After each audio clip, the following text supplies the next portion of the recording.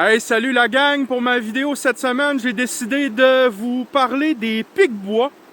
Moi, je pense que plus on en connaît sur la nature, sur son environnement, plus qu'on s'intéresse à celle-là, plus on est à l'aise d'aller en forêt, plus on se sent chez nous. Et le pic-bois, c'est un animal qu'on voit souvent. Là, peut-être que vous allez me dire, ça n'a peut-être pas nécessairement rapport avec la survie en forêt. Moi, je pense que tout ce qu'on peut apprendre sur la nature de près ou de loin a rapport, parce que c'est justement cette connaissance-là qui va nous permettre, là, dans une globalité, de connaître l'environnement dans lequel on se trouve. Donc aujourd'hui, je vous parle de deux espèces.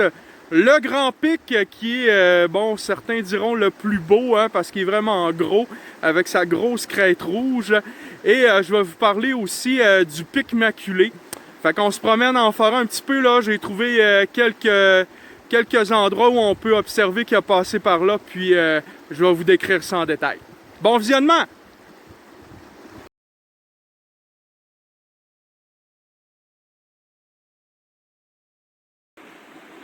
Alors, je commence avec le grand pic et le pin gris qu'il y a devant moi. Regardez, c'est assez impressionnant la taille des trous qu'il peut faire. Je vous mets ma main. J'ai des bonnes pattes d'ours, là. Regardez, je vais essayer de vous montrer la profondeur aussi. Le grand pic, là, va souvent faire des trous comme ça, rectangulaires, carrés, mais plutôt rectangulaires, à la base des arbres. Il va préférer principalement le résineux, comme le pin gris. Il va aimer aussi le sapin, l'épinette. Et ce qu'il va aller chercher dans ces arbres-là, c'est des insectes xylophages. Donc, on va parler de la saperde. La larve de la saperde en fait beaucoup de protéines. C'est pour ça que le grand pic va les rechercher. Il va avoir aussi les fourmis charpentières qui va aller chercher à l'intérieur de ces arbres-là.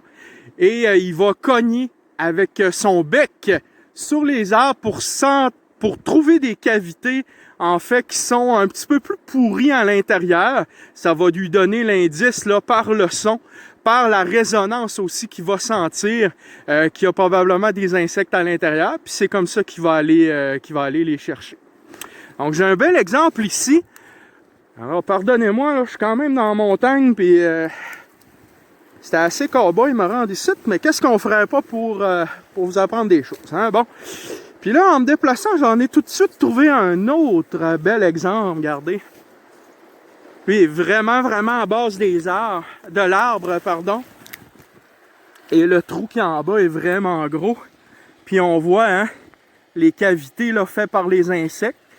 Puis regardez, je rentre ma main là aisément. Puis le trou va même communiquer là, par le haut. Donc c'est un animal qui va travailler pas mal fort pour se nourrir. Et on en a un bel exemple ici. J'en ai deux ou trois là, autres exemples un petit peu plus loin que je vais vous montrer. Beau signe de présence encore ici du grand pic sur un pin gris. Je voulais vous le montrer parce que lui, on a plusieurs trous. T'sais, on voit qu'il s'est essayé ici, c'est un trou rectangulaire, un petit peu plus haut. Je dirais là que quand c'est plus haut que la hauteur de la tête, là, c'est plus rare de trouver des signes de présence du grand pic. Regardez ceux-là, des petits trous carrés, puis on en a un gros. Là. Il a comme trouvé, on dirait, la caverne d'Ali Baba ici. Et peut-être que vous vous demandez la question qui tue. Comment ça se fait que les pics-bois font pas de commotion cérébrale, qui sont pas étourdis quand ils vont aller chercher la nourriture? Alors, vous doutez sûrement qu'ils sont adaptés pour ça, évidemment. Je vais essayer de vous vulgariser ça au maximum, là. Donc, le choc subi par le pic-bois, il est très court.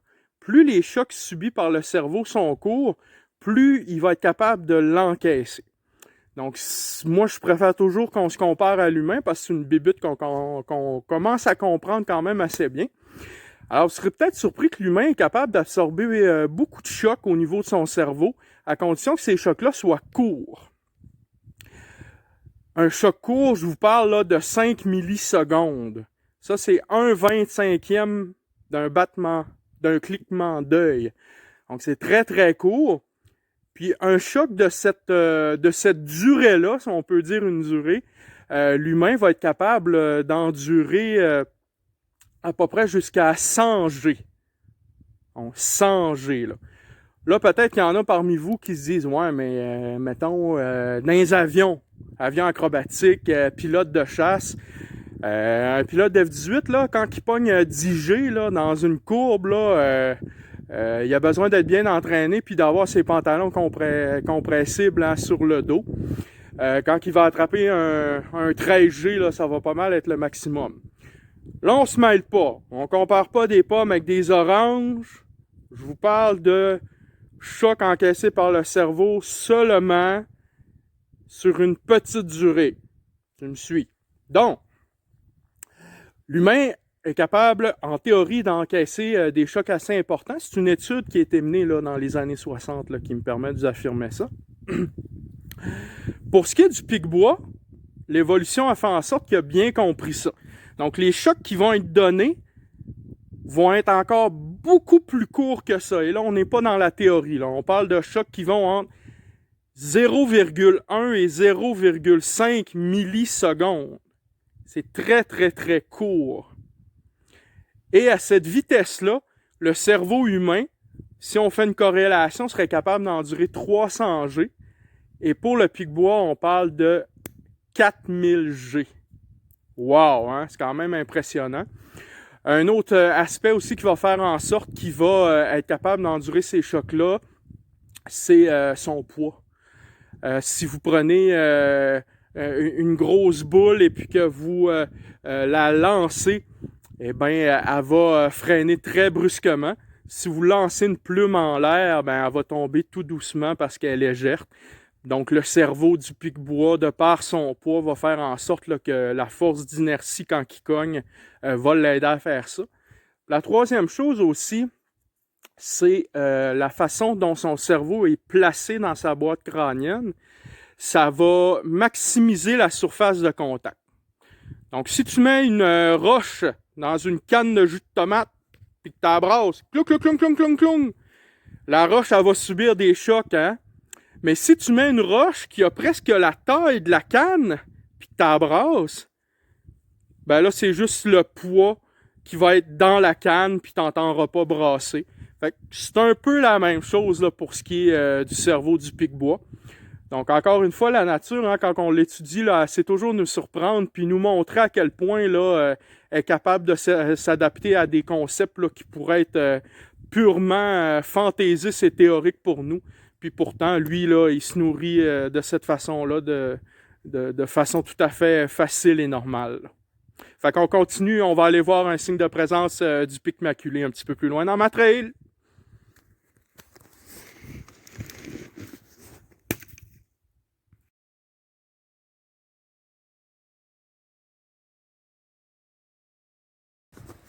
Le prochain sur la liste, le pic maculé, qui lui est vraiment différent des autres parce que lui, il va s'attaquer à des arbres qui sont déjà en vie.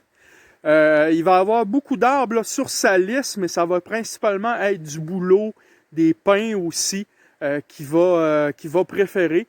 Plusieurs vont voir ça sur leur terrain chez eux, là, que les pics là, vont avoir commencé à venir percer leur arbre, puis on connaît la finalité de ça, là, ça va souvent être la mort de l'arbre.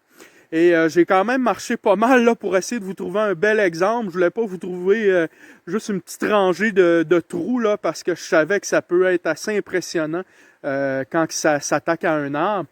Puis j'ai un bel exemple devant moi, fait que je m'en vais vous montrer ça.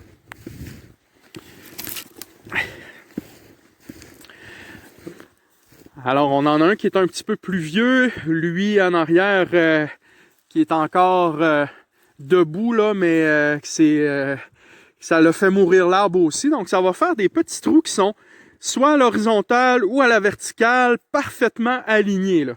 C'est très typique, là. On ne peut pas se tromper avec des trous d'insectes, là.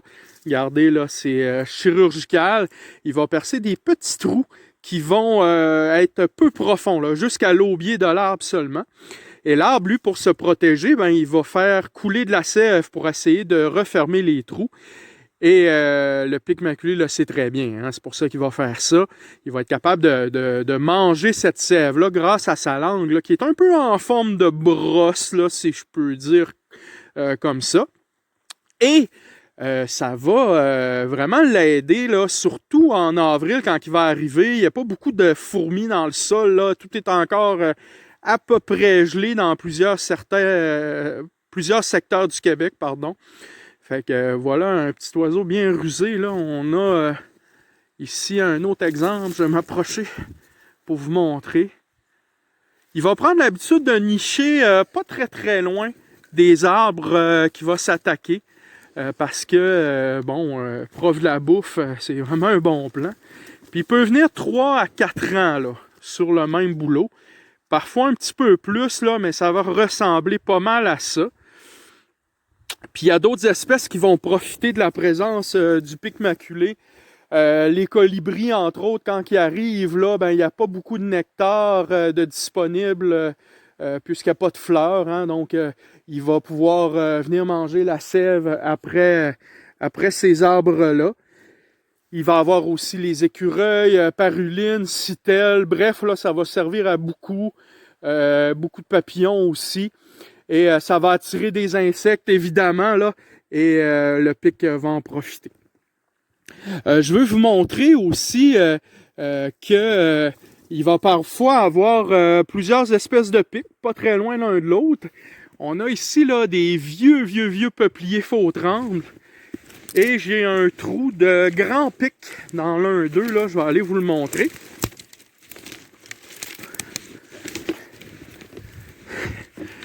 Un trou qui est énorme.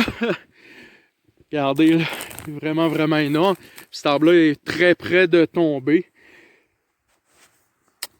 Donc en forêt, si vous vous perdez, ben bon, faire un feu avec du bois pourri, certains diront que ça a juste des défauts, là.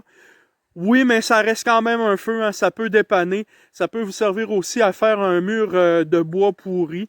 Et dans la grande roue là, de la forêt, eh bien, on peut dire aussi que ces arbres morts-là, hein, vous le voyez, là, vont servir à alimenter une foule d'animaux. Il va y avoir aussi l'ours noir qui va vraiment privilégier de trouver des arbres comme ça, printemps et automne, là, lorsque les plantes herbacées et les petits fruits sauvages ne sont pas nécessairement au rendez-vous pour lui permettre de bien s'alimenter. Ben, l'ours là, va manger énormément d'insectes dans son alimentation.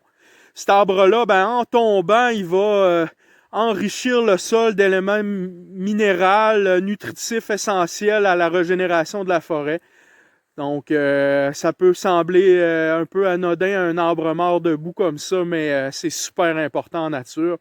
Alors, j'espère que vous avez apprécié ma petite capsule, que ça vous aura permis d'en apprendre plus sur les deux pics-bois qui sont un peu plus faciles là, à voir au niveau des signes de présence en forêt. Puis, on se dit à une prochaine tout le monde.